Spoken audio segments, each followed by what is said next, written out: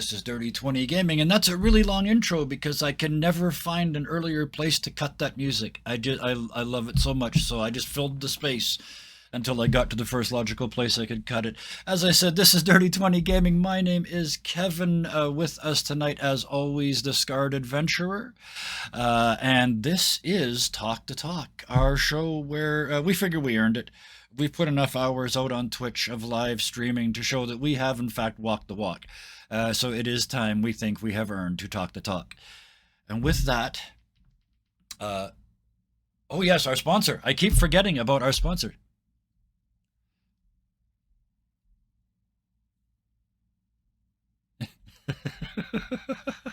Somebody forgot he was supposed to do a sponsorship thing every week.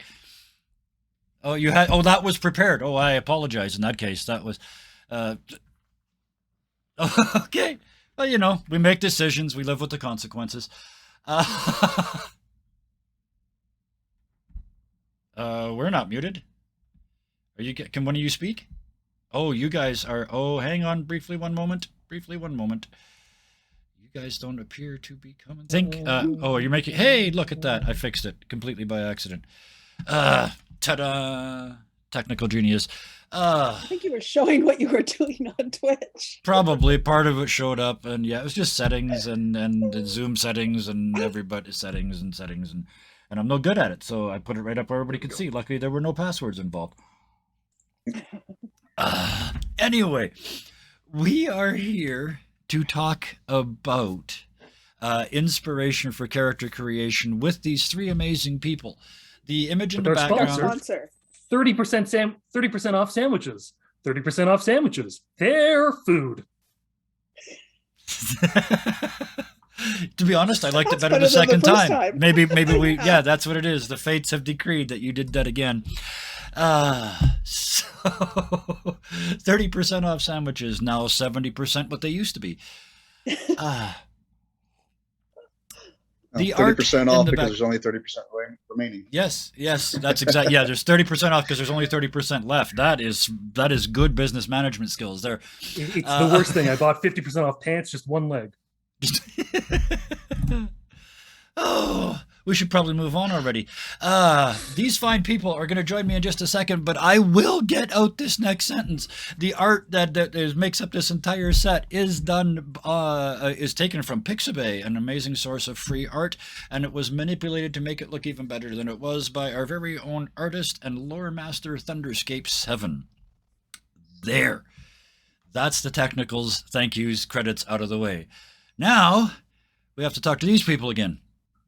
And I have to start with this one, the troublesome one over here you want to be on a show? Yeah, I want you to be on a show. Come and talk to me. Yeah, it'll be fun. Scarred Adventurer, thank you for joining us, first of all. What are you doing when you're not here?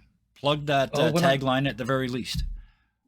When I'm not here, I'm usually at thescarredadventure.com doing some Scarred Adventurer things like poetry, drawing. Drawing is more recent. I'm taking an art class. It'll be fun. Writing, pretty much everything I can get my hands on and just dig my talons into. Yes. And there's a bunch of people. If it's creative, I'm going to do it. And there's a bunch of people joining you there as well. Is there not? Yeah, there are wonderful, wonderful people that work with me on thescarredadventure.com, such as Cara Sophia, Thunderscape 7. Why did my brain stop? There's a whole bunch of other ones.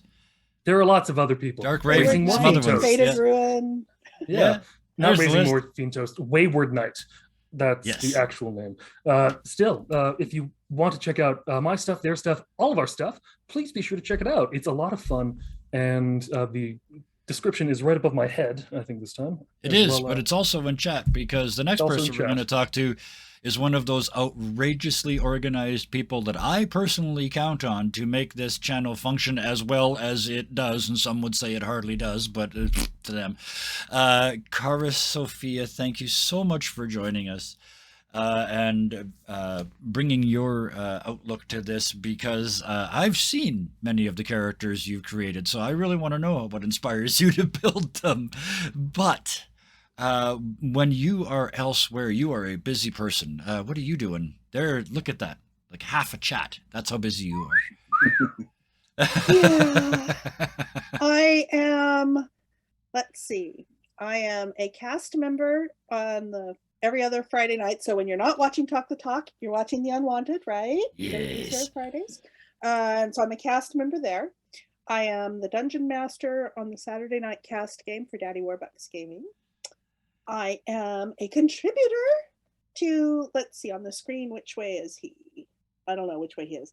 On the Scarred Adventure. I think he's directly above you, I think. There. Yeah.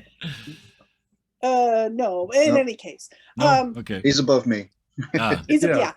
So you need to point this way. This way. There we go. Anyways, I'm quite... the level of professionalism is stunning. Yeah, I love it. I am a member of a game. I'm a player in a game with a group that specializes in really dark. And I run a sandbox game. Oh, and I stream Minecraft. Yes. Dark Karis is in D&D. Silly Karis is in Minecraft. Yes, and some of the people, if they've never seen this before, might be looking at you going, Dark Karis. Yeah, tune in. So yeah. It'll come. It'll come. Thank I don't you so much. anything. I mean, my high emote is wielding an axe. So yes, there's a reason for that. Welcome to the game. And tonight, welcome to the show. One episode of The Unwanted, and already in my head, my nickname for your character is Aldith the Cold. There's just calculating. You said calculating. Yes, yeah, exactly. There's no. I mean that in a weirdly complimentary way, as in there's no emotional involvement in the decision-making process. It's just staying alive. Boom. Yes. Lucas, I am playing her to type, so this is a good thing. Yes, absolutely. Lucas, seeing this crap before. Yes, we're having good fun with it. But speaking of good fun, we're finally going to let them talk. Holy cow, we kept you quiet for a long time. This is Sean, also known as Evil Drow. Thank you so much for joining us, first of all. And I saved you for last because your links there lead to a really cool and important project. Can you please tell us a little bit about Dolls for Donors? Yep, it's a charity fundraiser I started back in 2015.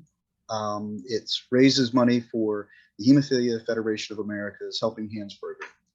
And it's a program that helps any family with a bleeding disorder, not just hemophilia, but when they're having a financial struggle, or even just sometimes when you just don't have the money to replace that medic alert bracelet that can make all the difference in a time of crisis. And so families can apply, get it, and they need funds. So I found a creative way of using D&D and a major part of my life to help out those who helped us. And my family, I've got 3 members of my household that have hemophilia. So they never asked for the money back, but I'm like, I can pay it forward, and that's what matters.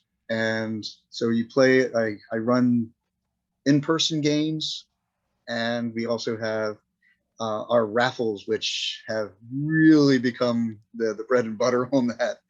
And we're hoping that even with this year and the no in-person stuff that we were able to do, we are so close that we're hoping that this year we can break that $10,000 raised in our 8 years of being out there. It's amazing. And so it's a great time is had. I've had hundreds of players at this point that have helped me out, and I've had some amazing sponsors that have also helped out, and I keep just trying to make it go bigger and bigger.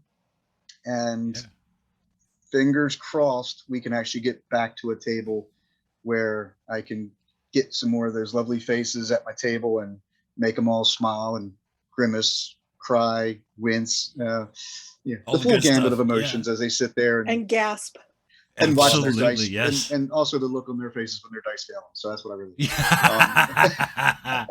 Well, thank you so That's the much for best. joining us and Gaming for a Cause. I love it. There's a lot of people out there doing it, and I appreciate that every single one of you are doing it.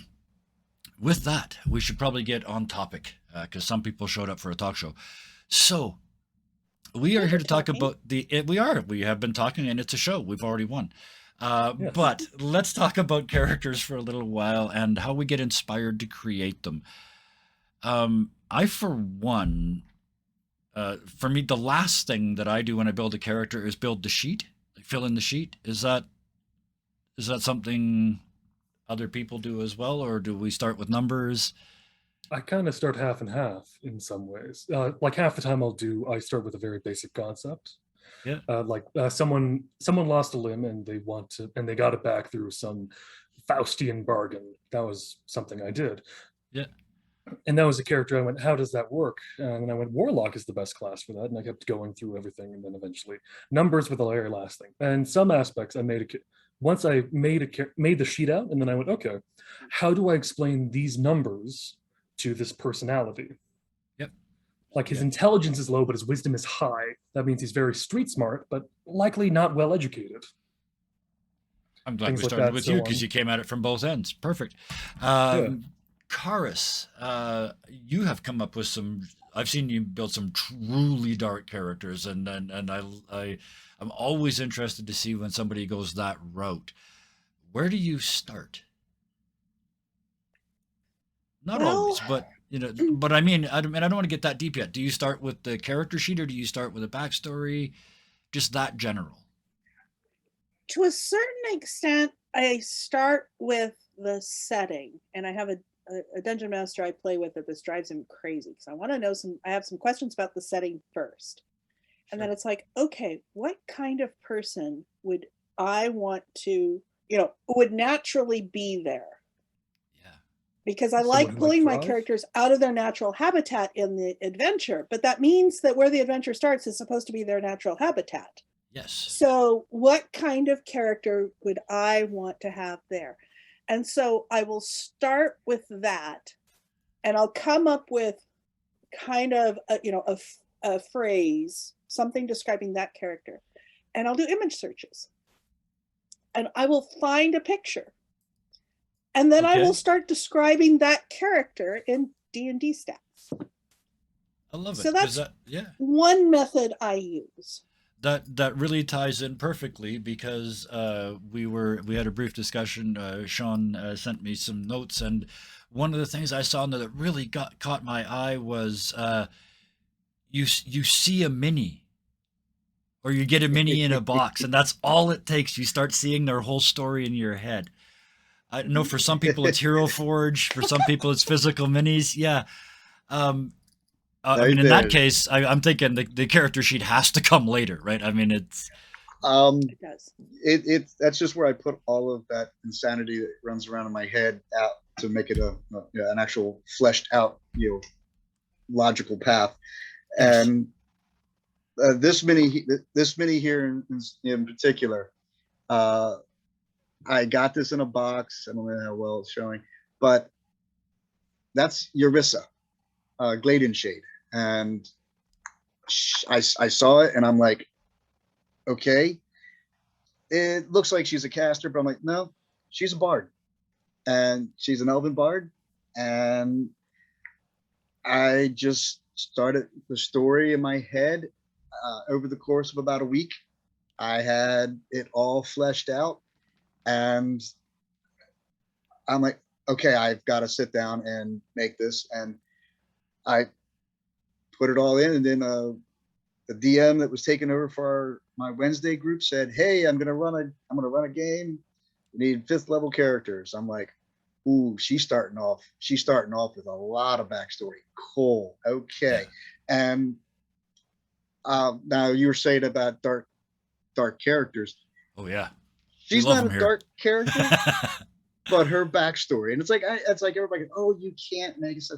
No, hers was dark. Yeah. It was that whole dark. Okay, there was a Oh, yeah. redemption. There was The a redemption beautiful arc, moment. yeah. All of this stuff. It was beautiful. It was wonderful. And then it all went away. Yeah. And that broke her, and Yeah. she had to walk away. And so now she's just traveling to keep her past behind her. She doesn't want to remember it, and she just keeps moving forward. But there was a lot of it. And it's like I wrote it all out. It's all in the D&D Beyond character sheet. It's like the full thing in there. Yeah. And it's like, okay. And I had some people like, that was really kind of dark. And did you have to go that route? I'm like, in my head, that was her story. And if you read it and you didn't just stop at the parts that made you go, ew, you saw she got some redemption back in there. There is redemption at the end. Yeah, absolutely. It was like, so now that DM said he'll probably never go back to that campaign. So now she's an NPC in my Wednesday game. Or my Tuesday game. They never die. They just morph into another NPC. I leveled her up by 2 levels, and she now lives at the bar.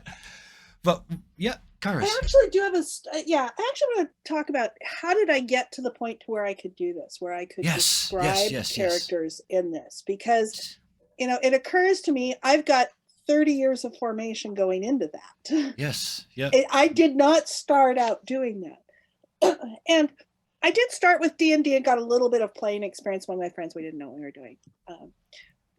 But then in college, some friends, we started, my friends were into Rolemaster, and they had me into Rolemaster. And Rolemaster, it's a D100 system, and your class determines how much all the various skills cost for you to learn. You can learn any skill in any class. It's just how difficult is it for you to learn it based on your class. So that formed how I was thinking about characters, because characters can learn to do anything. Everything else is just a matter of the bookkeeping. The rest is just math. Yeah. They also had a book called Central Casting: Heroes of Legend. And this is one of those things that helps you randomly generate a backstory. Sure. You could start with, what is your race? What is your, what is your socioeconomic level? What is your type of culture? Goes through, it randomly generates your family, randomly generates several significant events in your childhood, several significant events in your adolescence. What's your launching stuff? Randomly generates significant events for your parents. Yep. So, things that go into your story. And I used that. I made hundreds of characters. Yes. And they had they'd have these threads that you could go off on, that would sometimes send you off on, like, underworld event. It would send you off in this underworld career, or, romance event that would send you off in this relationship, or something would send you off in service or an apprenticeship or something like that. And I did hundreds and hundreds of these characters, which got me thinking about the different types of archetypes, because it got to the point where I didn't even have to roll. I would sit down and say, okay, so we got this, and I'd start doing this. And various events would have various personality trait tags. Some of them would be light side traits, like, very kind and trusting, or some of them would have dark side traits, addicted to gambling, or, there was like a table of 100 things that you could have. Yeah. And I saw these things, put together in so many different combinations that I started to get kind of a feel for it. So one of the things that enabled me to get to the point to where I can look at an image, or I can look at an idea and flesh it out, is just having made hundreds and hundreds and hundreds of characters that never went anywhere beyond the character creation. That is an excellent point. But I think about them, is this a playable character? Is this not a playable character? Why? Under what circumstances is this a playable character? And so, that is something, when it comes to character, just practicing that over and over. And it gives you hours and hours of entertainment. Creating these characters and thinking about their stories and dreaming about their stories. It's really cool and fun, even if you never, ever, ever play them anymore. Yes. And it's a really good point. Thank you for bringing that up, because especially us forever DMs, we've got hundreds. I mean, there is, somebody says, I got a one shot to one. Do you want it? Yes. What level? I don't care. I have multiples at all of them. I got something to cover Yeah. I have some of my characters that I can play at any level. You need a 5th level version of her? Great. I've got a 5th I level got version. that. You need a I got a 20th level 7th, version? yeah. I've got that for her. That's Yeah. one of the things And I it's also just love filling in about. her backstory if I play an earlier level. That's what I Jacob, also love about yeah. certain character creation systems, especially like online ones that let you just, oh, I need to bring it up to this level. Click, click. Yeah. Here's And what then you need that's to done. add. Yeah. It's building one of those. system. I don't need to add anything to the backstory. It works no matter what. You can start at level 3 or you can start at level 15. Doesn't matter. Yep. I just need to make sure that his stats and possibly items. The agree random with it. background. The random background thing is interesting to me because it was mentioned in chat here by Bison. Cyberpunk has a life path system where you can randomly create backgrounds, and I think it's Xanathar's that the 5e version of that. And I did one of the great characters I've ever played. I did it. I used that system to prove that no random number generator could generate a backstory more interesting than me. And then it created a serial killer by me rolling dice. So I thought, okay, we're going to play that out. And it never got streamed. It was a non-stream game, but spectacularly interesting barbarian monk serial killer character. It was great fun. But that happened completely by random. Now, yeah. I know that one of the things that you're saying about all of the creating the characters are years and years and years. Before I ever got into role-playing games, I wrote. I've always had a creative imagination. I've had to put stuff on paper. So for me, there's people say it's bad, but there's always voices in my head talking. And sometimes that voice has to get down on paper because they want their story told. So I'm just okay. And I've always had that creative spark and creative. Yes. And like I said, for me, I can look at that mini. I can look at a picture. I can hear a line in a song and Drowning Pool, Bodies. The first time I ever heard the song, I immediately saw the iconic 4-character adventuring band bursting into this lower level of the tower looking for the wizard. And he laughs as he unleashes his orc horde upon them, and they just stand in the middle of the room. Every time I hear this song, I see the entire video in my head. Yeah. And it's always there. It's always running. And it's one of the reasons why I don't mind being that DM, because I love to get behind that screen so that this is where the voices can come out now. Yes, and they can all come out from this side. Yeah. And so I have that release and I have that creative energy. And for me, that's really, and I know that's not everybody. Some people, they need a system they can use. But for me, I have got so much in my head that I don't have the time to sit here and make all these characters. Oh my God, I've never, and that whole thing of I haven't hit the lottery yet. So, there is that problem. Slows things down. Sorry, just to kind of add on to this, as a creative type myself, as someone who's currently in the middle of writing rewriting the first chapter of his book again. You gotta stop that and move on. Stuck in the editing loop. Yeah, it's kind of that, but it's also someone gave me advice and then I went, oh, I see what you mean. And they went, can you flesh it out of it? Yeah, sure, I can do that. And I restarted everything and just added so much more meat to that skeleton. Yes. It's like I have the end in my head. Everything else is kind of planned out and plotted. Just get from here to there. Yeah.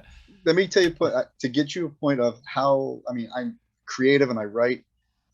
My son's name is literally one of my characters from back in '92 that I got from a story I was writing in the late '80s.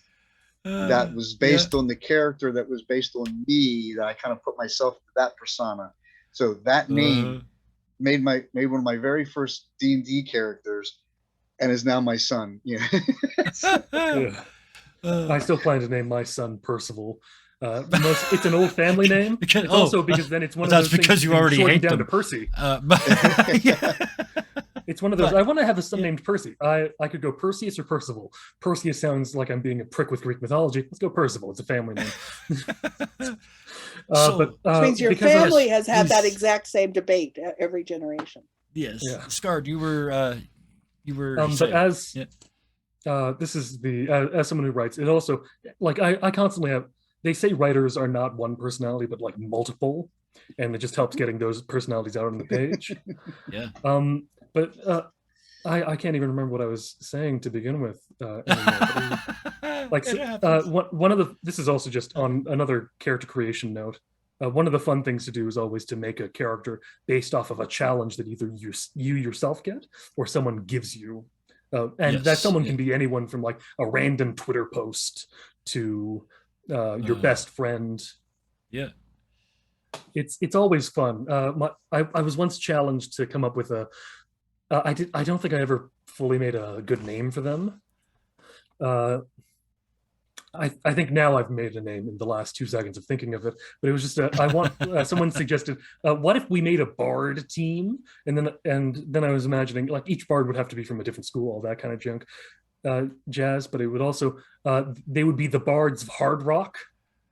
And they would go, why are you called that? Because at the end of every show we throw a boulder into the audience. Now, if you do it right, it's Pebbles the boulder, so it surprises them. Yes, at least they don't see it coming. We've got chat saying they get their creativity. Everybody's got a way to get it out, right? We've got people saying I got to draw. Sometimes I just have to put a face on what I'm seeing. We've got. I really like this comment from Mudkip. I struggle with characters, but one thing I love is starting with how do you make an X and coming up with an off-brand version that can be more fun. Then I use the world to shape the background. That was an interesting one too. That's actually that explains a lot of his characters. Cheap Down Under makes a lot more sense now. They still own a bar somewhere on Front Shot Fridays that we'll have to do again, but never mind. Yeah, that's a whole different story. That's actually how I made my character from The Unwanted. I went, how can I make this? But I wanted to make an anti this. Yep. Because I wanted to make a paladin, but I didn't want them to be forced to a god. I was initially thinking I'd do something like a Path of Vengeance, and it would be the concept itself that is what gives him power, as opposed to a god that also serves vengeance. But then I thought about it for a long time, and I just went, the anti-paladin, the Oathbreaker. In the player's handbook, it says has to be an evil character. I'm thinking, why the hell does that have to be? Yes. It's a character that's broken their oath and no longer serves a god with that same light of the god that's inside of them. Yep. So I went about the process of making that and then prepped him to be my next character, which ended really badly. It's going well now. It's going well this time. That's okay. That's what it's going to count. Well, you're just talking about that. I mean, for me, I was like, okay, so basically he takes this on, but then he gets a vision at night. It's like, hey, you still need a little boost. How about I'll give you the power. You don't have to call me by name. Keep telling everyone you're an anti-paladin, but we'll talk more. Oh yes, and they're now he becomes first episode. Yeah. Now he becomes a warlock. He's got himself the Pact of the Blade. He's got his sword. He's got his armor. He's got his spells, and he's just like, okay. So he's just kicking in, and he's still telling everyone, "I'm the anti-paladin." It's like, oh yes. Oh, he's only been in one episode for it. Give me a chance. Give me a chance. I gotta get him set himself up first. This is one of those things that people have constantly been going, I can give you a little power, and I'm going to sod off. Yes, the whole time. So yeah, we're gonna play with that, but we're gonna do it in an interesting way because I like to do things in interesting ways. But I'm gonna use this. It's not a great segue, but I'm gonna use it as one because it's the next thing on my list, and we haven't even gotten to the second thing on the list yet. One thing I know a lot of people use. I don't think, as I think about it, I don't know if that I ever have, but a lot of people tell me they get their inspiration from either a movie character or a superhero or an anime that they really like, all of those, and then they build their characters based on that. Karis, I know you've got a couple of those in one of your games. Where the inspiration is really clear, like it's this character slightly changed by me. Although I have a friend who is the master of that. He loves the Final Fantasy series of video games. Yes. And he is he is so amazing, and he's one of those people who knows the D&D 5e rules inside out, upside down, everything. Nice. And so when it comes to describing his Final Fantasy characters in D&D, he's an absolute master, which is fun because now he's streaming Final Fantasy, and I've asked him, okay, so which characters here am I going to recognize? Yeah, and that's one of the things, because then you don't, all you have to do is figure out how to translate it in the rules. Okay, they have this ability. All right, I want to have that ability. Is that a class that does that? Is it a spell that does that? Is it a feat that does that? What kind of thing does that? Helping them build it. So that kind of lends what kind of a class would have that. Some things that are a feat doesn't matter what class it is to a certain extent, or what race it is. Some of the things that are class abilities, that tells you what the class is. And then you try to figure out, okay, so they've got this ability here. All right, so what would that be? And some of the things are abilities you get at certain levels. So you kind of have to stage things out. All right, this is a first level thing. This is a fifth level thing. This is a seventh level thing. And you start mapping it out. And it's actually kind of a fun research project when you set that as a challenge for yourself, trying to figure out, okay, if I've got this, I mean, first of all, you have to investigate the character. What are the significant attributes of the character? Then you have to research the rules. What are the translations in D&D 5e or in Ironsworn or in Pathfinder or in, whatever RPG you're playing? And so you work that out. And as you work that out, it has the additional benefit of, if this is a particular skill or ability you've never used before, now you have a model of how that can be used, because you're thinking of a specific character who does that. It's like, okay, I can envision how that's because so-and-so does it like this. I know how it looks. And so you have ideas for how these things can work together in tandem too. And it gives you a chance to really think through these things when you're trying to do the translation. It's like, I wouldn't have thought to read that. I can't just read this. It wouldn't make any sense to me. But when I'm looking it up in context of something else, it makes sense to me. So that is a really great way to both, flesh out a character, really personalize a character you admire in some other form of media, and learn the mechanics at the same time. So it's really a great activity to do. Great way to pull them in. Sean, because you do you've got a history at conventions and public locations like that. Do you have people show up at your tables and say, "I want to be Batman"? No. All my delves, the characters are pre-gen. I've got them, so they're pre-gen characters. Because with 2-hour time limit, we kind of have to keep it moving. But in the games that we've played, I have my kids growing up. I mean, I started them off young. 5 years old, it was minis after, just taking the minis at each other. Then around 6, it was roll or die. So as they got a little older and they wanted to start making their first characters, it was, I want to be, and they were watching, I think we were watching a couple of the fantasy animes, and they're, I want to be that. And it was an elf archer. Okay. Yeah. And he's, and I was like, what's his character going to be? Long shot. Okay. So we made up the character, got a mini for it. He uses a long sword. He won't use the long bow. Then my other boy, he says, I want to play a halfling sneak thief. And because he saw the halfling in the show, and I said, what's his name? Daggers. He actually uses daggers. But he got that concept of, he saw that on the TV and he said, I want to be that. And so that was their first characters. And this is like the little, and this was me teaching them 3-5. So it was them making the characters, and I sat down with each of them for about 2 hours and went through all the steps of creating the characters and say, what did they do in the show that you wanted to do? And and so we picked the skills that they wanted it to do and took it that path. I've had people show up at my tables at, play at the game stores. Yeah, I'm not sure where they get their ideas from. Because there's a few. I love him to death. He's really into playing, but wow, does he got misconceptions in some of these characters, and he likes to play the monstrous races, and I'm like, right, where did you read that this class does that? Because Oh he's yes. made mind flayer characters, he's made Yeah. lizard folk characters before they had the lizard folk kind of really set up in the rules. He was like, Yeah. oh yeah, he had like three lizard folk characters. And I'm The just like, UA specialist. I call those people. Yeah. yeah. I read it But on a page. It's Yeah. fun. I mean, we try to let them. I try to let make what you want. I usually have like I do set up the rules of this is the limit where we have you can't go above this point for the monstrous races. Yes. Yeah. And so it's worked out.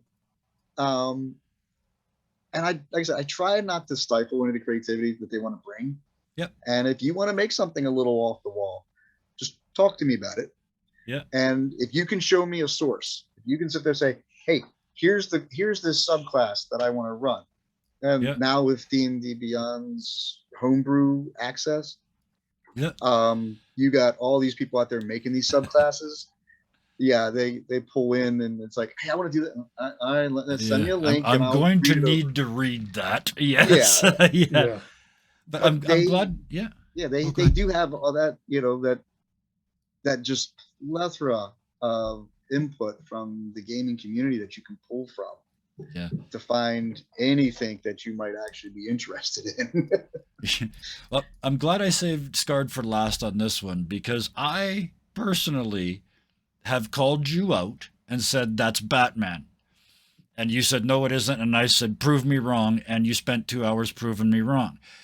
But because of that, I'm kind of glad we saved you for last.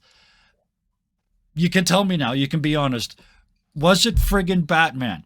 I've never played Batman. Okay. I've played Batman-related characters, but I've never played Batman. Yes. But was I know you draw which one from are you that sort of like which character in specific? I'm actually wondering when now. you built Lucas. Oh yeah, no, that was not I said to you, "This is just another dark bastard. Tell me why they're different." And you did. So that's why I'm really glad this came up now. But I know one of the things was he has living parents. Okay, Oh, these totally are not technical Batman. These are technical difficulties. No, But totally not Batman. but I know you're inspired by that sort of dark hero, anti-hero vibe. Does that come from a reading background or? It comes a lot from comic books, really, because that was my bread and butter growing up. When I was 5 years old in the car, the game to play on the way to school was, what superhero can we make up? Right. Yeah. There was one for a very long time I had. I still kind of want to. I want to revisit him because initially he was called Wolfman, and then I went, that's actually taken by something else. Okay. Yeah, rather a famous one, yes. And I went Timberwolf, and I went, that's taken by a future Foundation League of Heroes from. Okay. Damn it. So yes, there's a certain comic background which is already apparent. The obscure references. So. Oh yeah, no. When I've seen people pull up comic book stuff, I just went, "This is just this from this episode, isn't it?" I went, "Shut up." So I was correct. Chat Bison. It's not Batman. It's Moon Knight. Totally different. It is. One is insane. The other one is Moon Knight. I'm kidding. They're both insane, except one has multiple personality disorder and can't remember who he is. But okay, yeah, that's a good place Sorry, to end that's Yeah. a lot of the stuff for me. But that's also just I've always tried to, if I take inspiration from a character, I want to do it's this, but how do I make it my own and how do I make it different? Yes. Because I don't Sean, want to play a again, carbon copy. Yeah, exactly. You don't want to be Batman. You just want to explore some dark themes. I get it. Yeah. Sean, you said you use pre-gens. Do people come along and say, "Can I be evil?" Well, I mean, it's a little different with yours because they're paying and it's for a good cause. So you don't get sort of the same. Yeah. With this, like I said, it's the heroes of Bothell. You basically it doesn't matter what, because there's a multiples. I have like 12 characters you can choose from. Right. And they're all different, classes, races. Um, there's a couple that are a little darker, and they actually have, I have some neutral evil ones in there. They're working because they're out in the wilderness section. I pushed this in the little world that I've made. They're out in the fringes because this is where everybody went just to get away from the law. But it's an old kingdom that, as the wilderness overtook it, so now all these people are out here. So yes, there was a mix of them that are here for exploration purposes. There's here that redemption purposes. There's here that I don't want to be found purposes. So I do have a couple characters in there that if you want to take them as a darker character, you can definitely do that. One's an assassin, the other's a warlock. So yeah, but I can't really let them come into that table and be, I'm going to run these guys totally evil. They're going to backstab the party. That's not what Delves is about. Delves is about you guys beating down the thing that's threatening the burgeoning society out here in the wilds. You're the protectors of this area. Right. That makes perfect sense. Now, at my home table, I've had players come to me and say, hey, I want to do this, but this is what I will put on the happy face, but I actually want to do this. Yeah. And I actually had somebody who was I had a 12-year campaign that I ran. And there was a player that he wanted to do something a little different. I said, would you be willing to be a spy? Yeah. And he was like, okay. And so while he was helping the group, he actually was a spy for the Red Wizards of Thay. And they were trying to figure out what this group was doing and could they use whatever they were going after, whatever magic they were going after.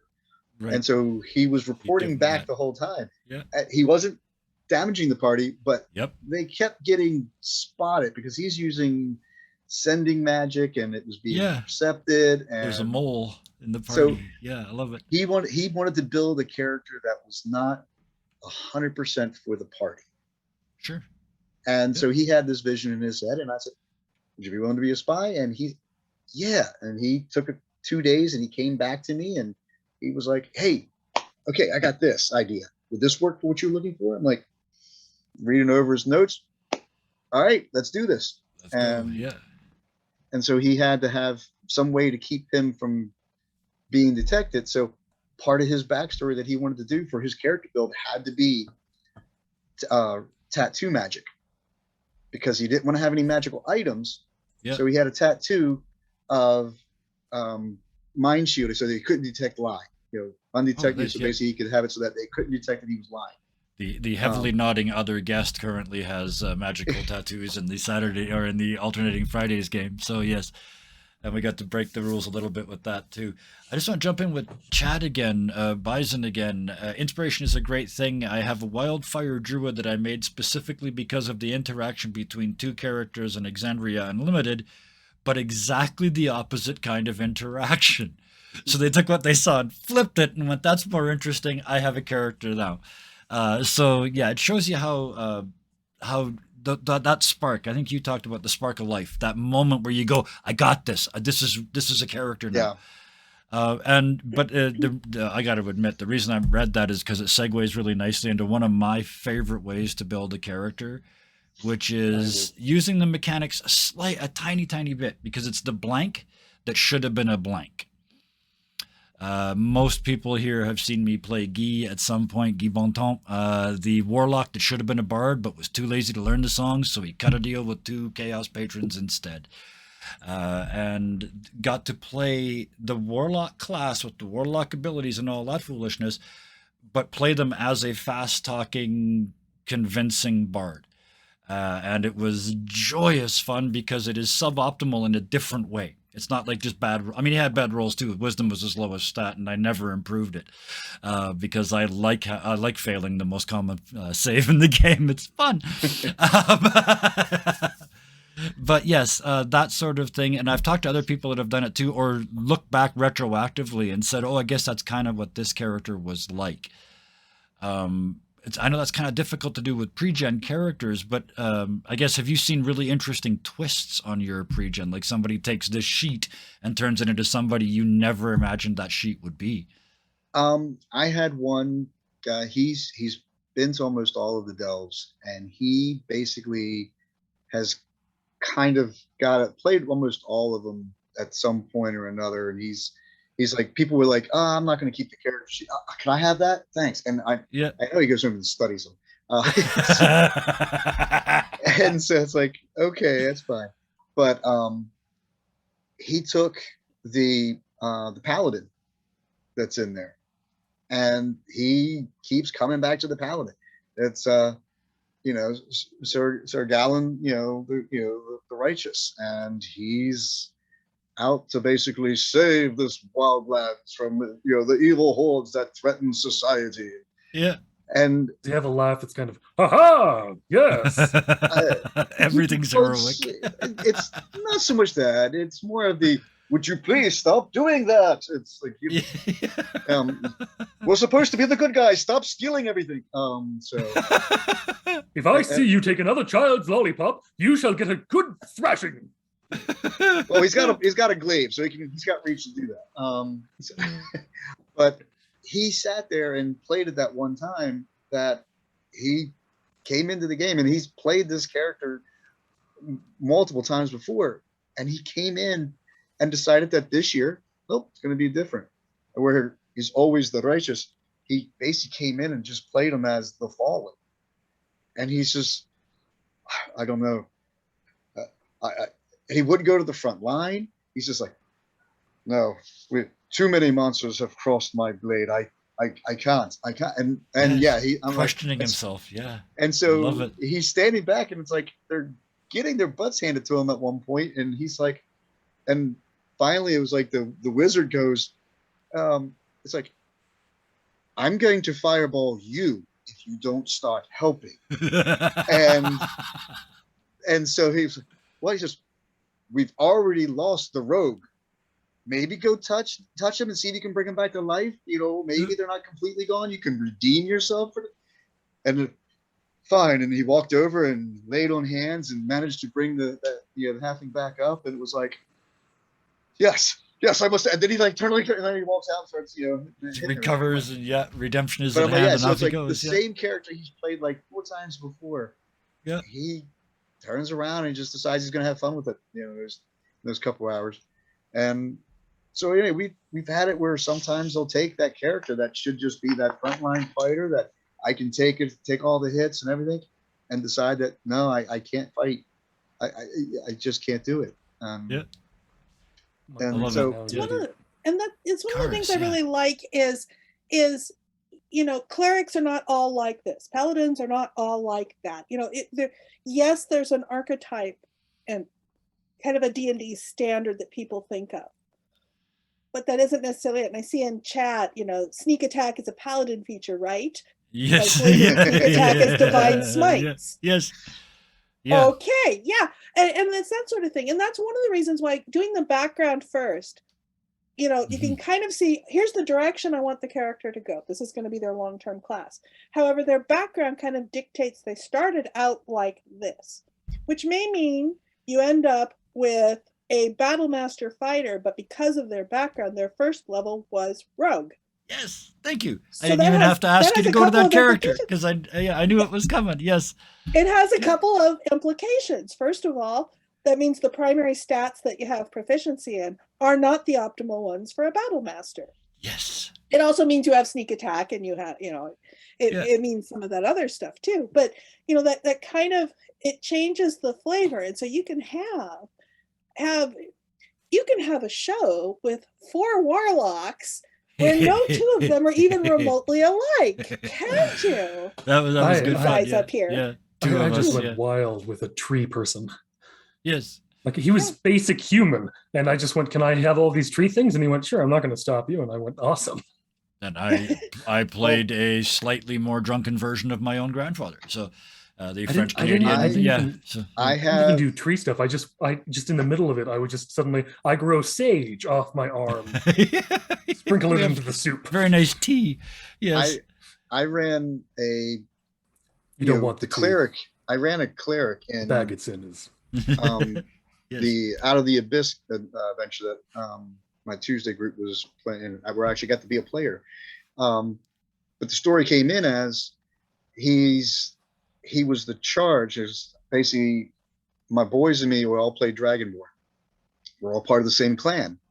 Yep. They were the young ones that I was charged as the veteran to basically watch over, go find us a new homeland, someplace we could build a new clan hold. But you got to watch them. You got to protect them. Don't let them die. Yes. Fine. So he's the war priest. He's the cleric in the group now. And he would not heal you in the middle of a fight because he's a frontline fighter.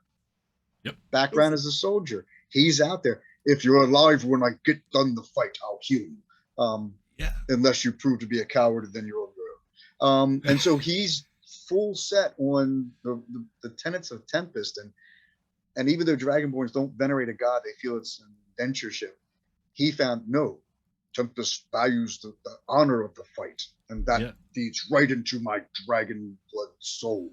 And so he was all about getting out there, frontline fighting. Like, oh, great, cleric's gonna die again.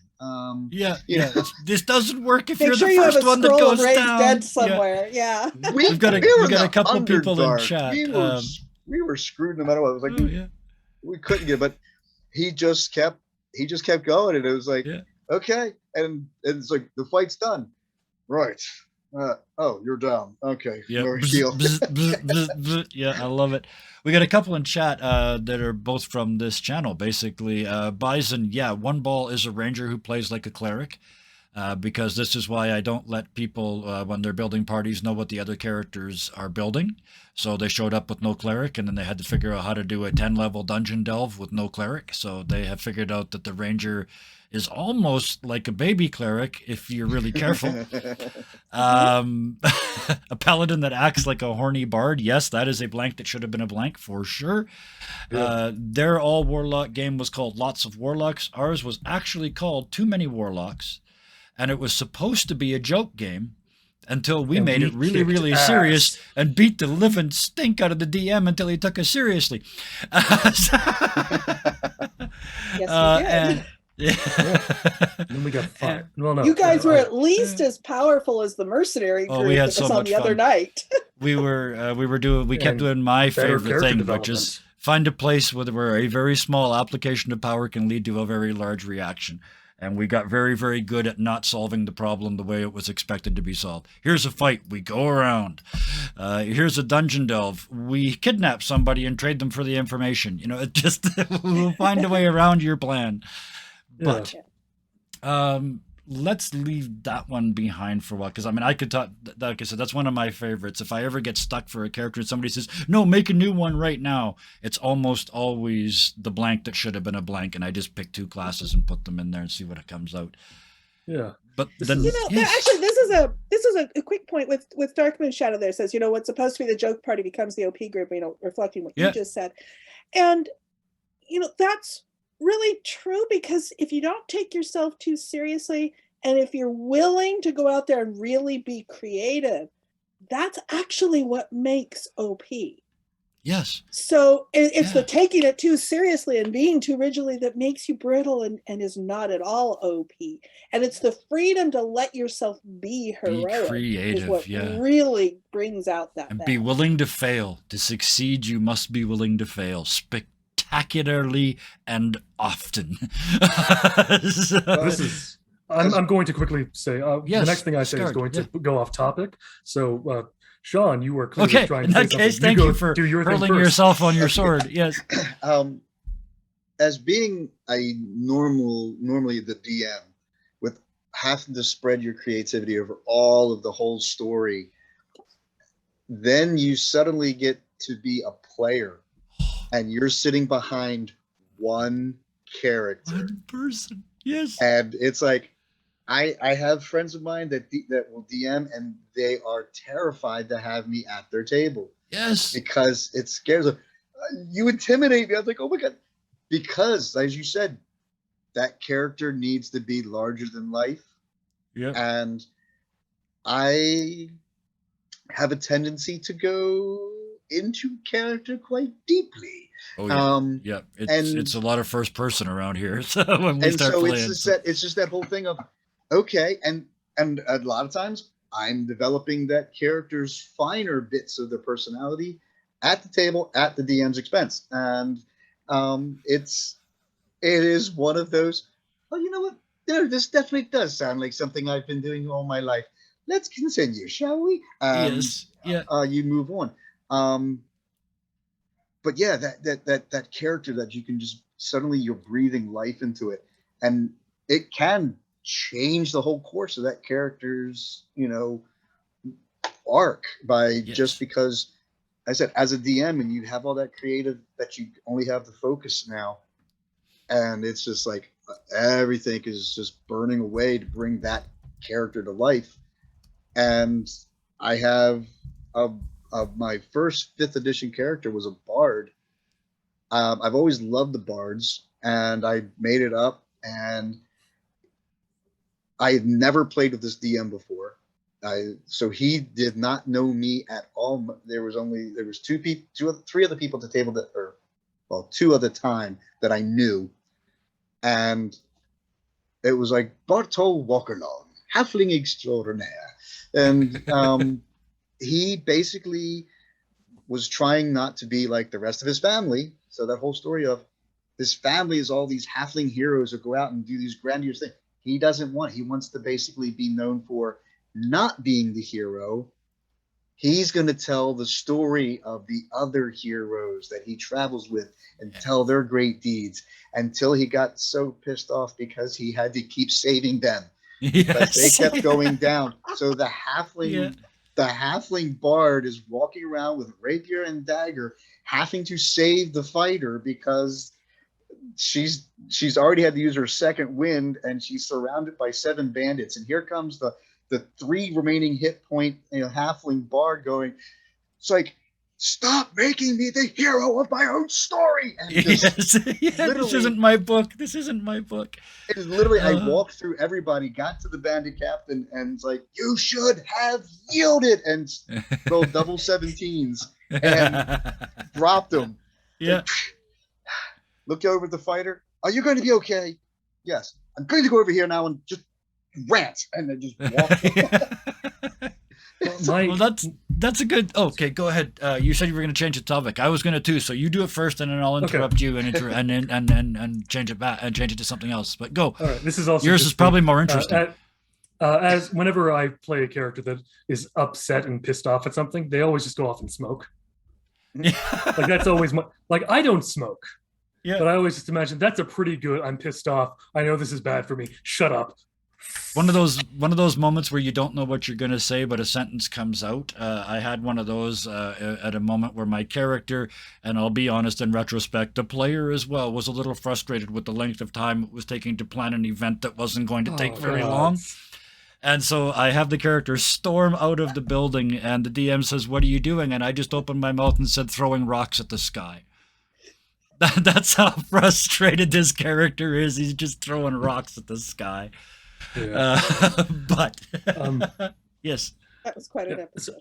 So this is I'm gonna say the last thing, which is the jokey thing, and then I'll switch to the new how I make a character. I've played characters that smoke. Like when I create a grumpy character, they're a heavy smoker all the time. It's just a little quirk I do, which I always find funny. I did a goblin janitor that kept having to clean up after the heroes went in and got themselves killed. So he was just name's Ookblock. Not interested in your thing. I'm just here to mop up the thing. Look, if you could be so kind, stop walking to the spike pit. It's a pain and a hassle to pull it back up. Please go over there. That way safe. This is the perfect segue. It's like you've got my script or something. The joke character. Oh yeah, mine's different. Particularly useful for one shots. And we all, especially the forever GMs, often that's all we ever get is a one shot. And yeah, people say, you bring these crazy characters. I only get 2 hours. Let me go. Yeah, that one shot, that is that perfect time to bring out that insanely crazy character. I'm scarred. Let's talk about Zhivago.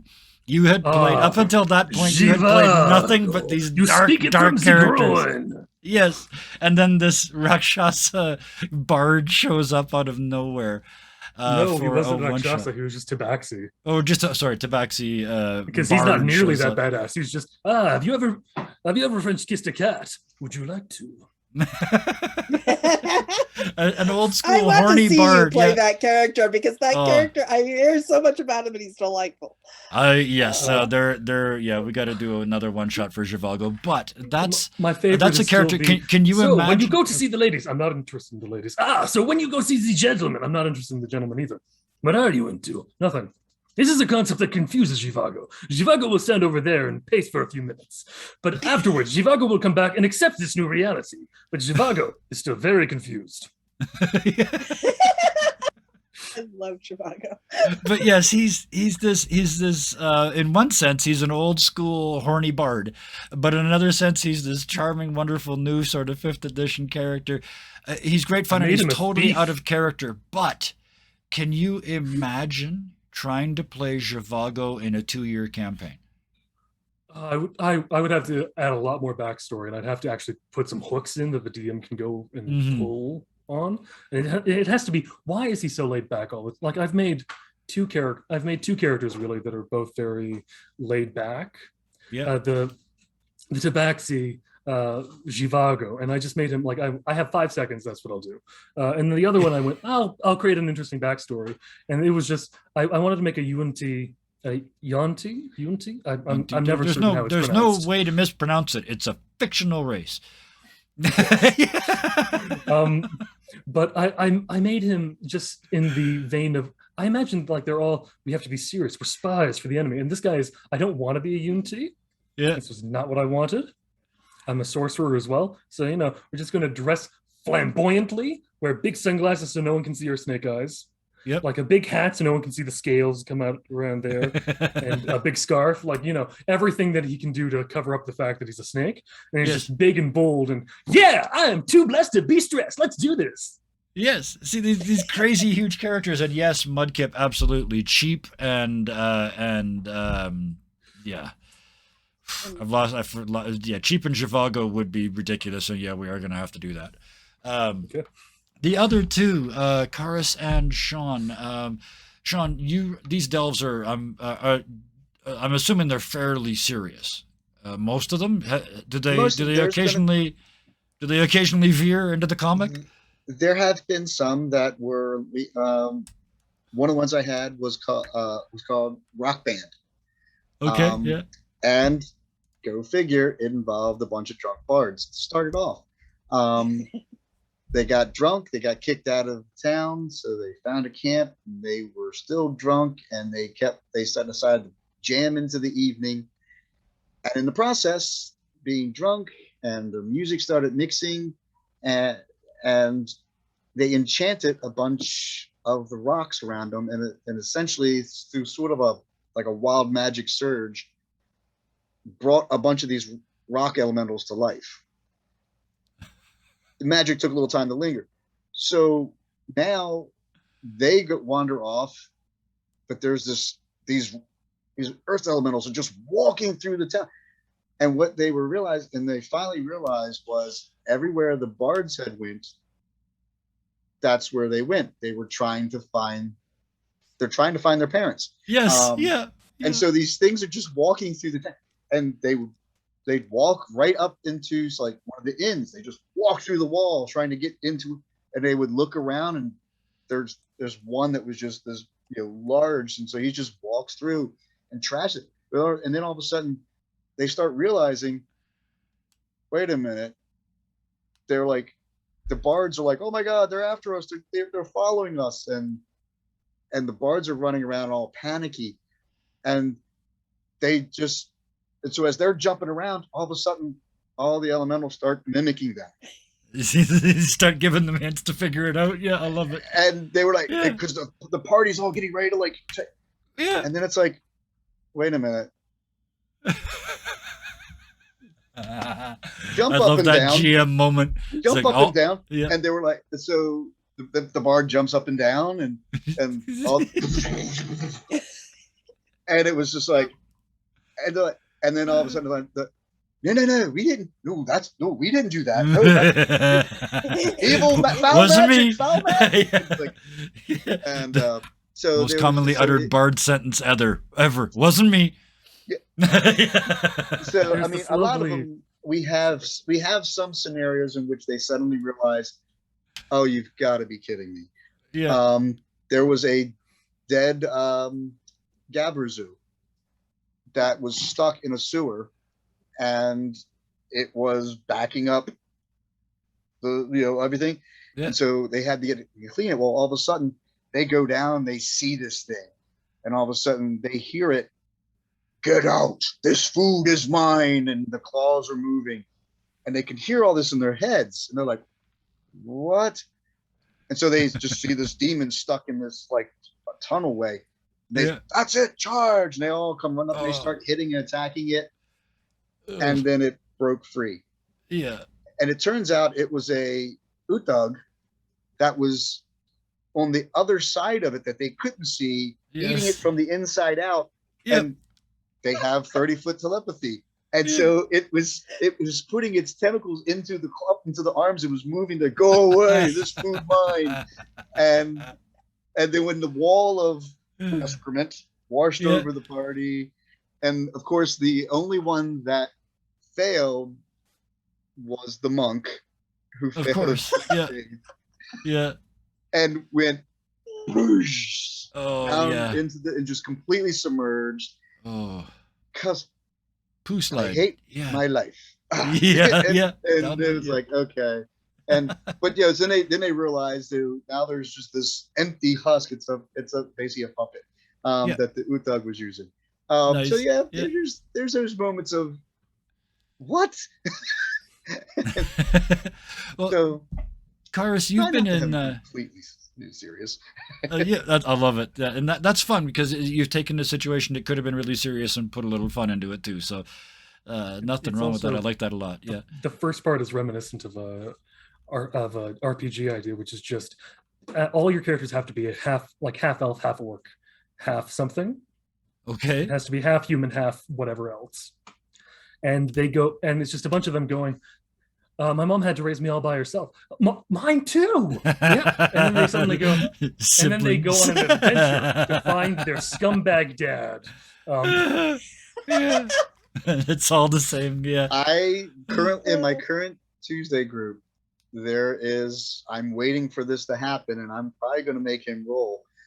There is the dwarf who was smitten with the human barmaid, and they've made a bunch of rolls over the course of these last few weeks, and they are officially dating now. So I'm like, I'm waiting for that one to roll around. Yeah. Half dwarf, okay. Yeah. Karis, you've been in one of my one shots. I think it might have officially predated Fun Shot Fridays, but it was definitely that theme. Like I told you guys to come in with these comedy characters, except they were 5e characters. And it gave me a chance to see you play someone completely ditzy and silly, and it was joyous and fun. But first of all, was it challenging to build a character that was that different from what you normally, at least from what I've seen you normally bring to the table? No. Oh, okay. I love it. Perfect. Okay, short answer. Let me ask another question then. Well, because it's the same thing. I mean, there was a basic premise where she was not, she was in her own world and not quite connected to the reality that everyone else was in. And so it was the same sort of thing. Describe that character in D&D 5e stats. And it was really easy to play because she didn't need to know what was going on. She could just sort of latch on to something that, something's happening. She could just latch onto that and just do something with that. What would get through the fog into her brain? Sure. And it had some wonderfully random effects. But actually, even my very serious characters are actually very good at that. I mean, I have a party of people who absolutely insist that my Divine Soul Sorcerer is an anarchist. She is not an anarchist, and is not, has never been. But she leaves a trail of chaos in her way. That's different. That's absolutely different. Totally different. Yeah. Oh, and apparently Ditzy sounds like what you bring to Minecraft, especially when flying is involved. Dottie and No, that's not Ditzy. That is Dottie and Distractible. Oh, okay. My Minecraft character is Dottie and Distractible. It works. And the Dottie and Distractible grandma just of course. Yes, so that makes perfect sense. Yeah. And a very similar character. Mode for a reason. A very similar character in our Wednesday game, the game we don't stream, is actually in chat as well, played by Thunder Escape. There is a character there who sometimes allows large portions of the world to just sort of drift by unseen, and it's very charming and wonderful. And I mention it because I think that character, Odd, would also... It's a long-term playable character, but I think it would also work in a one-shot. If you just sort of cranked her up to 12 and then just for 2 hours, I think it would work really well. But it also works really well in this longer campaign that we're running. So that's put a wrap on that. Holy smokes. No, I've got... Yes, I was going to say, that's the end of my official list. Oh, so I want to segue into another thing. I mean, one other source of inspiration for me on character creation is when I'm trying to work something out. I'm trying to figure out something about the human condition that kind of escapes me. Yes. For example, I was recently reading a novel where the main character is a woman who ends up being part of the slave trade kind of unwittingly, because she was oblivious to it at first, but then finds that her station in life, she actually has to actively help perpetuate it.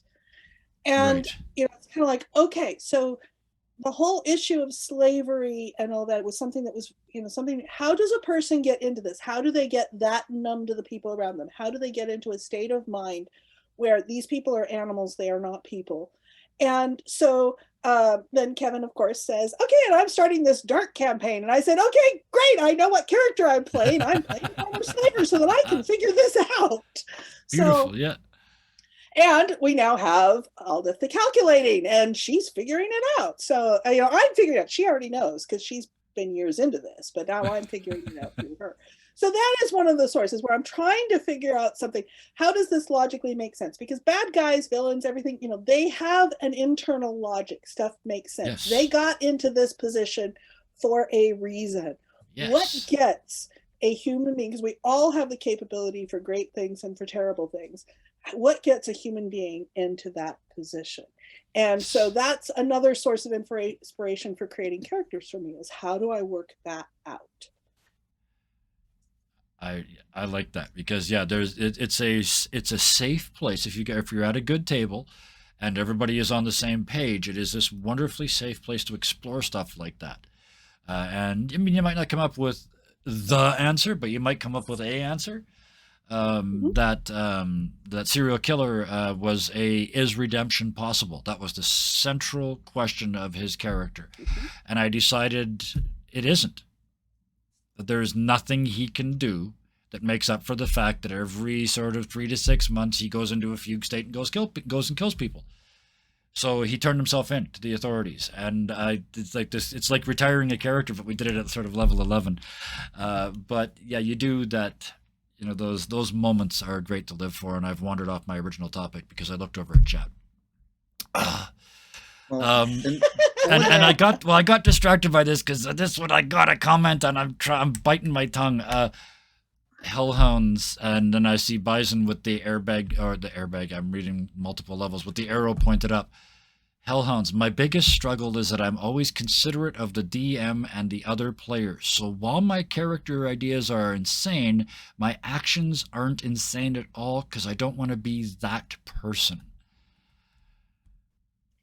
Oh, Trust There's your DM. a difference. Yeah, trust There's your GM, trust the other difference. players, and pull the friggin' trigger. But that's the thing. It requires trust. That is and exactly Kevin it. mentioned a moment ago, if your table's a safe space, and you have to have a table that's a safe space. This isn't the kind of thing you do in a game store with a random group of people. This is the kind of thing you do among people you trust. You can play that insane character. You can get really into character. You might have a point where your party stops and says, okay, quick time out of character. Are you okay? Yes. And you can look at them blankly and go, yes, of course, why would you ask? And then you look at the video later. It's like, oh, I mean, not that I've ever done this. But it's like, oh, I can see why you asked me if I was okay. Yes, Karis was perfectly okay. Was this character okay? Oh, hell no. No, but she was destroyed, shattered in pieces. But the thing is that has a couple of benefits. I mean, first of all, you can work out some really serious stuff in that safe environment. But being in this environment where you've built this trust with a group of people, that's an intimacy and a friendship that is just amazing to experience, because you can be truly yourself no matter how terrible you are, no matter who you are, no matter how wonderful you are, whatever. You've got this level of trust that you have built. Yep. That is a precious, precious gift. And it's totally worth it. Yeah. So being that person, if you're playing an insane character, but you're doing it in an atmosphere of trust, that's okay. If you are untrustworthy and you do not contribute to the group being a trusting group, you don't honor the trust that the other players in the Dungeon Master are giving you, then you are that player. Has nothing to do with the sanity or craziness of your character, doesn't have nothing to do with how outrageous your playstyle is. It has to do with, are you respecting the trust of the group? Yes. And are you trusting the group? Because both, if you are neither a good if you're not trustworthy, and if you don't trust, either of those can break the trust of the group. Don't play that game. That player is. Yes. That person is the person who isn't bonded in trust. Yep. Yeah. But that's a different problem to solve. Because then if you have one of those people at your table, you're not trying to solve the problem of their character or their interpersonal skills. You're trying to solve the problem of trust.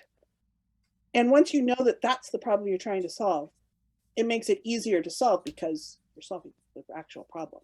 Yeah. I know both of the other ones wanted to comment. Let's do Scarred first. And then we'll leave Sean with the last comment on this. Yes, this is. I really wanted to mention the trust comment, and also this is one of the things that I had two notes really, because Kevin and I exchanged notes earlier before about how we make characters, and I went, this is a lot of what I do already, but there are two more that I do, and I don't think I sent those. I should have. That was my mistake. Send them now, verbally. You're going to say it now. Okay, I'm going to mention the second one, but the first one, it's been covered in this now. It's the, I make characters using aspects of myself, and then I explore those aspects. And sometimes these are very therapeutic and very good to do. With the character I played in Too Many Warlocks, over on the channel, I will not name. I played a character that was expressing my anger and my emotional state at that time, and then I successfully used, and the thing is, I successfully used him, and I went, I'd like to retire this character. I'd like to have him go out in a blaze of glory, or something like that, which was met with kind of, yeah, we'll see, which wasn't good. That was like one of the first flags of this isn't a group I should trust. Was really the thing, but. I made a character. I made the character. It wasn't a character that I hated. It was just someone that I realized had fulfilled his purpose and had helped me with that. The second character I made was all about telling an interesting story using certain concepts. That concept was based on the brain damage that I have that causes my emotional state to not be as vivid as other people. So I just scaled that up a bit to can't really feel emotion at all. Yes. And so with that, and then I switched over to the other night's show, And I made the mistake of putting my trust into that group immediately.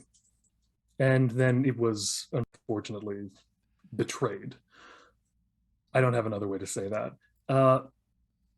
But it's one of those, you really have to trust the people, and you need to know that you can trust them. It can't just be a blind trust, because if you do that, then you open yourself up to be hurt, which is unfortunate. Really playing an insane character, worrying that you might be that guy, if you are trusted by everyone else and you trust them and you know everyone well enough that you know that this is a place you can do that, then go ahead, be that character. You don't have to worry about being that player, because that's not likely to happen unless you go out of your way to betray the people that have put their trust in you. Give your DM a heads up. Yes. Yeah. Keep us in the loop. But Sean, I'm glad we saved you for last year, because again, you've got this unique perspective where you see a lot of different players going through these delves. It's not the same. I mean, you've got your Tuesday night game where it's your buddies, right? You've known them forever. I have Tuesday, I have my Wednesday. Yeah. So, do you find those to be? I mean, it sounds like such a leading question, but what's the difference in the trust level in those games? The Tuesday game is a mix of players that I've basically, a couple of them are from my 12-year campaign. So I have literally at this point, I started that the two that are in that group right now, they joined the party in 05. I started in 04. They joined in 05. So I've been playing with them since then. And then we've had some others that have come in, and a couple of them I've been playing now with for probably the last 5 years. And then there's my two boys and one of the other guys that's in the group, his daughter. And so we've got a big mix of age groups. And for something like that whole insane character, this group, knowing some of the personalities, and like I said, this is really getting to know your table. Yes. Yeah. And as taking over and being the DM for this group now for about the last year, that just won't happen at this table.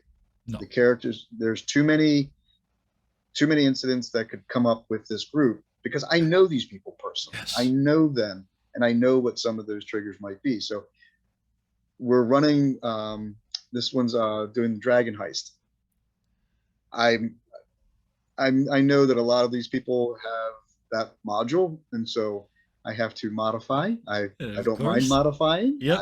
It's like, you think you know the story, but wait till you play it by table. Yeah. Well, I totally threw them, because I totally threw out the factions. We decided not to use factions at all, and I basically wrote all the adventures to get them the context they need using backstory. So my Wednesday group, I've been playing with these guys, a couple of these guys now, for probably 8 years or so. There's a few newer people. A couple of them I'm still getting to know, but it's an older group, and all of them are very much mature, very much willing to play those oddball characters. And so that one, I feel a lot more comfortable in. Yes. And when I'm playing in that one, I'm able to sit there and step into those off the cuff characters. Right. I have the one that's we're getting ready to go pick back up our Avernus game. And I'm able to step back into my halfling wizard. That's kind of, yeah. Oh, he's always like, yes, no, it's all fine. We're just going to die most likely, but fine, totally fine. We can go. No, please, let's go to hell. Yes. So he uses that nervousness, and his name's Grinstall, but everybody calls him Grins because he's always grinning when he gets nervous. Yes. And he's got this absolute fear of what's going to happen, what could happen, and he's like, I'm a wizard. You understand? This is cloth, okay? Look, it's very thin. And so he basically is that just kind of like freaks out. And I had a situation which I used that, and it kind of threw the party off when I did it, because a bandit shot, he got hit with a crossbow, and he took 2 points of damage. Well, he unleashed a second level magic missile spell, rolled max damage, and literally just the DM's like, okay, so all 4 missiles come flying in at this bandit up in the crow's nest of the ship, caving in his chest cavity, because I'm like, he's like, and knocking him off the boat and into the water. And it was like, and then the party's like, how much damage did you take? Because you just did like 20 to him. Well, I took 2. Yeah. You did 20 to this guy. Yeah. But I'm a wizard. I can't take too many of those. And so as they're asking me as player to player, I stepped back into character to answer them back. And it's exactly. Let's go back into the game. But so it's like, I find that from my tables, my old group from years ago, we could do that. I played a second edition of the original Wild Mage. He was chaotic neutral, and he had he's like, don't do that, don't touch that fireball, and I would fireball the party. I warned you not to touch that.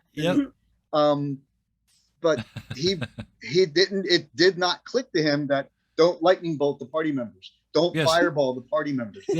It's they just finally accomplished got the mission. magic. They finally got magic items, rings of fire resistance. They would cast spells of protection against lightning, protection from grid. It was protection from from him. And so, but he was just this character that I played him as in the moment. Whatever occurred to him. And that group, there was no problem. We all grew up together. We knew each other. There was that very much a safe table to do that, to the point where they insulted his wife, so therefore he wouldn't go on the adventure unless they apologized. Yeah, whatever. Meet us at the gates. All right, have a great time. Try not to die. Come back with tails. And then they literally got into a fight, and I'm not there. I'm literally sitting away from the table, sorting through my character, but clearing up all the notes after leveling up and everything. And so one of the characters had to dimensional fold to come back to town to say, we apologize. Would you please join us? Well, you apologize, but what about him? I didn't hear his apology. Well, he's at the fight trying not to die. We really need you there. Well, I don't know. That's a risk. I mean, he's known to go back on his word. I don't trust him. I can't trust that he'll apologize when I get there. We're fighting for our lives. Could you please come save us? If I don't get an apology, that's it. I'm going to be very cross. Let me get my stuff. I love it. Yeah, it's perfect. Yeah. But it was literally it's got to be trust to pull off that character. Yeah. And the party was like, because they're all looking, I'm like, we're literally this huge fight going on. Yeah. And the cleric had to leave the party to come back and get me. Yep. And and I show up, and it was like, oh, you were not lying. They are really fighting. And I was just like, and so I get there, and he's like, could you help? Oh, sure. Is that yes? We've all prepped. Okay, fireball. Karis, you run Adventure League games. Does that put you in a position where you end up with a table of strangers? Or yeah, because I play in the Daddy Warbucks community, which is huge. It is one of the largest online Dungeons and Dragons communities. It is massive, yeah. But pleasure and playing so, with them a couple we do times. have. And one of the things I really like about it is, sometimes I will get repeat people at my table, And sometimes, and their characters will have gone off and done other things. And so it's a delight to have two characters come back to my table and spend 10 minutes catching up on the adventures that they've done while in the meantime, awesome. since the last time they played together at my table. It's like, this is a lot of fun. It's very lively. But yeah, I don't assume there's a lot of trust at the table because it's mostly strangers. And when I'm dungeon master of it, I know that they're mostly strangers. Yes. And you don't go into those trust territories. No. You know, you can keep things at the surface level and have a ton of fun. Yes. It's just that's not the place to play your soul ringer. Right. You know, the one that you are totally invested in. Yes. That's not the place to play that. You play one that you're just there to have fun, and you can have a ton of fun. But you've got a bit of distance, and you've got a bit of you know, separation between yourself and your characters, because there's going to be some damn fool that's going to do some idiotic thing and you end up with a TPK or who knows what. And you can end up with somebody who's, you know, going off. Now, as a dungeon master, I'm actually okay with that. And so I can adapt. And so if one of the characters wants to go off and spend the entire session talking to a pixie while the rest of the characters are actually doing the mission, that's okay. I'll go back and forth between them, and I'll have the pixie getting, you know, leading this guy on a trail so he ends up in the final fight. Yes. Yeah. But I don't, you know, the thing is, I don't get into deep stuff, and I don't. No. I will reference if they've been at my table, if that character has been at my table before, I will reference past events to give a sense of continuity, because that's easy to lose in Adventurers League. Yes. But I don't use the backstory heavily the way we do in a campaign game where you've got people that you know. I wanted to ask one more question about that. Have you seen, how long do those sessions run? Do you guys 4-hour sessions or 3? Depends on the adventure. Some of them are rated at 2 hours. Some of them are rated at 4 hour. A few are rated at 8 hour. But so do you get to usually see, around 4 hours? So do you get to see a change in trust levels even over that period of time, where they're all sort of distant at the start and by the end of it they're pulling together as a team? Or do you think that takes more than the one shot? Sometimes. It's sometimes hard to tell. And one of the things I've learned is, you know, I'll do 2 that are on my channel fairly recently. I'm doing season 5, and I did Adventures 1 and 2. And one of the things that surprised me was the people who were in Adventure 2 that were also in Adventure 1, they made some references that I realized they had bonded more than I realized at the end of session 1. I didn't notice it until they were introducing themselves at session 2 to the newer people in the group. Right. So sometimes I don't know. Sure. I love that too. That's part of that sort of, you're never quite sure. That's part of the fun of the game for me. And part of it too is if you get, it's nice to have a table with a couple of newbies and a couple of long timers in Adventurers League, because the long timers will coach the newbies and sort of bring them in. And it's kind of like, here's the norms of expectation. And if you have all veterans, you don't explicitly say the norms of expectation, but when you have a couple newbies at the table, you say that, and it reinforces it. And that builds the level of trust you need for an Adventurers League game. Is when you're inducting new people into it.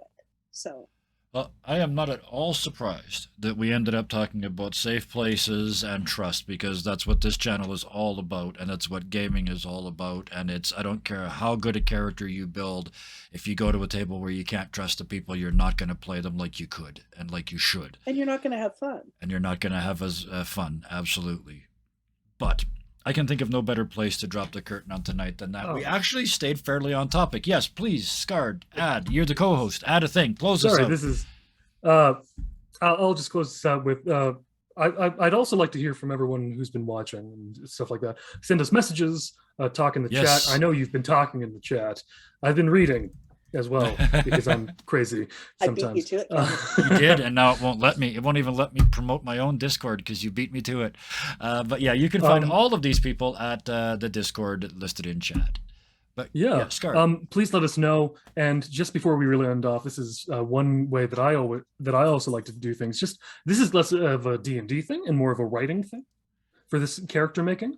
It's always how can I make this character? like I see a character and I sometimes go, can I make this character better than this person did it? Because I've done that with a lot of Batman stuff I've looked at. Yeah. Because especially with anything with Red Hood or Jason Todd, they fail so hard. Yeah. Because they're not going into the PTSD of losing a loved one enough. Right. Yeah. Which is one of those weird I knew things. it was that Batman.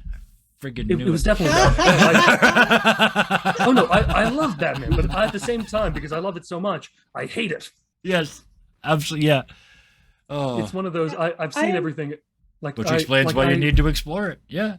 Yeah. It's also one of those I've made a series of characters that are all Batman based. Like I made the Bat family, but I made it my way. Yeah. And they're called Judge, with his sidekick Jury, and Yeah. like later on, like his sidekick goes off and stops being, like one of them leaves and stops being Jury and becomes Long Legs, which has nothing to do with anything. Just he's a Spider-Man-ish ripoff. Because why not? It's a Nightwing mixed with Spider-Man. But then the other one is also Witness, the Defense, Justice, Bailiff, and then my Jason Todd, my Red Hood, is Gallows. Because it's one of those, it's a dark reflection of taking the judge to the gallows, and I thought that's a good way to do it. So it's just that's me gushing over the characters that I've made and I want to keep writing into, but I just haven't really found enough of a thing to actually. It's you meet Judge and Gallows in, I'm plugging this unfortunately, Plug away. That's what this is for. An introduction to the city's rooftops on the website. Oh, nice. Which you kind of have to look for, unfortunately. I don't have a good way to just pull it up and push it on immediately, but still, get up there and it's really fun. And like, this is just one of the things I'm saying before we do fully wrap up. I like to make characters that I like to see, how would I make this character and how would I try to do it better than the original author did. That's the whole thing with characters, right? What would I do? I think I create the character and then I play them and I look at what I created and what I played, and they're quite often pretty different. But yes, let's see. Karis, what are your closing words for this evening? Your closing thoughts? Now, one place I haven't gone. Yes. I almost went, but one place I haven't really gone, because I understand you're planning a separate show on it, is mental health. Yes. Yeah. I do have some character inspiration in mental health, but I haven't gone there because I understand you're going to have a session of this show that's going to specifically discuss mental health in D&D, from character aspects, game, and all the different aspects. The whole side of it. Yeah, that's why I'm we saving that conversation for that. Yeah. Perfect. Hint, I want to be a panelist on that. Well, yes, yeah, that's gonna be a challenging one, but it is absolutely one that's on the list. Yeah. It's something that I think it was something we talked about like right at the beginning. It was just it was one of the very first. We want to do a mental health episode, and also we want to make sure that we do it right, and we want to get as many people who are expert in it. Yeah. That can really call themselves an expert, especially. And I now actually we now know somebody who is you know somebody personally, then also I've met somebody through connections online who is a professional game therapist. That's literally I've seen people in passing more. Yeah. And I want to message them, but I also know you know them better. So. I'm working on it, man. So thank you very much to both Scarred and Karis. And a huge thank you to Sean. We're going to give you, because you are our newest guest, we're going to give you the closing thought. Go. The floor is yours. So, I know that we were talking about different things that we were doing for making the characters. And we had talked about the min-max type thing. Yes. A little bit. I personally have never cared for the min-max. Yeah. I mean, after about my first year of playing, it was like, nah, it doesn't tell the story. Yes. It's I can always beat the monsters, because my DM at that time was a little bit more of the DM versus player instead of DM and players. So I stopped, once I got to the point where we had other DMs coming in, I stopped having to worry about that. So then it was make them. So I am a firm believer, full on trust in the dice. 46, drop the lowest, 2 rows, put where you want, and that's what you got. And I have had some characters that, yes, that I maybe that fighter really shouldn't have been a fighter, but Yes. The party needed a fighter. So with a strength of 9, he's not maybe the best. But he, I fully believe in the role playing the character through to the completion. And so through story. So, and like I said, my one character, 9 strength, he always used the lighter weapons to fight because the big ones were just too heavy for him. And so, but a lot, he always looked bigger because he had his chainmail, and then he had 2 or 3 gabs underneath it to pad out, to sit there and keep him from taking all the blows. And I did have a character. It wasn't a bard, but it was a wizard that basically he had such a low constitution. He couldn't cast more than 2 spells, and then he had to have a break before he could cast another. Otherwise, it would exhaust him to the point where I'll cast again. Give me okay, because he was just such a weakling and health wise that the strain of casting, and that was one of those. No. I'm strategizing here. Give me a moment. I will figure out where I'm going to cast next. Because he needed to catch his breath between spells. So that you could. I've basically sometimes that 46 has hurt me, but I've had some really amazing characters, and so I've 30 plus years. I will always take that as my first choice over point buy or standard array. Standard. I use standard array because I know I can't start with an 18, and I know I'm starting with an 8. I love those limitations, but I have only in recent years, since 5th edition, I have only had 2 characters that have ended up with an 18 at first level, and that's only because of the additional modifiers that came afterwards. Absolutely. Other than that, it's like, yes, I got a 12. Yes. And there's going to be a whole episode on suboptimal characters, because that is my hobby horse. The only reason we haven't done it yet is because I'm getting new rockers put on the hobby horse because they're all worn out from how often I ride this thing. But we are going to do a whole episode on creating and playing suboptimal characters. And yes, several of you have touched on it. It's something that a lot of new players don't do, and I get that because they still haven't built that min-max character and just waded through everything in front of them, and it's fun for a while. We did I call it Teenage Boy D&D. It is Dungeon Master versus party, and everything dies because you're giving pretend power to people that have no real power in the world, and yes, they're going to abuse it. So it's a whole different kind of D&D. But once you get over that part, we are absolutely going to do the suboptimal character game session, because I think, like you said, it makes you a better role player. It makes you more creative.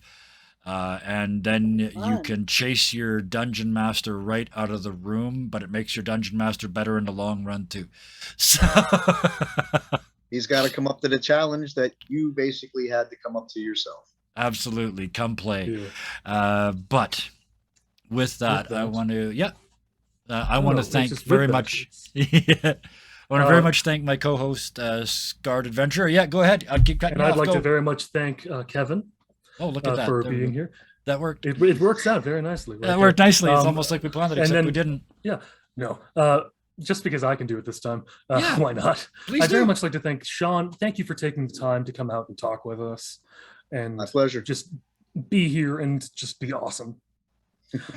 Karis, thank you for always jumping on the bandwagon of, you need someone for this? Let me in. I need in.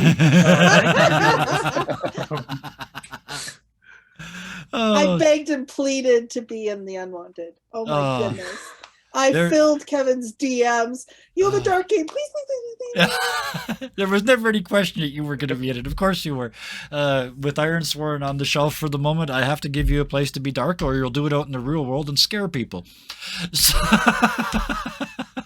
Pay no attention to the cobwebs in the corner. I just haven't tested recently. Pay no attention to the curtain in the corner. That's where I keep my corpse pile. Yes, I was going to say those bones And are if the human, but they've banging been in there the- for if weeks. the Don't worry banging in about the it. closet, It's I'm also sure. one of those. What's the difference between a pile of bones and a Mercedes? I do not own a Mercedes. And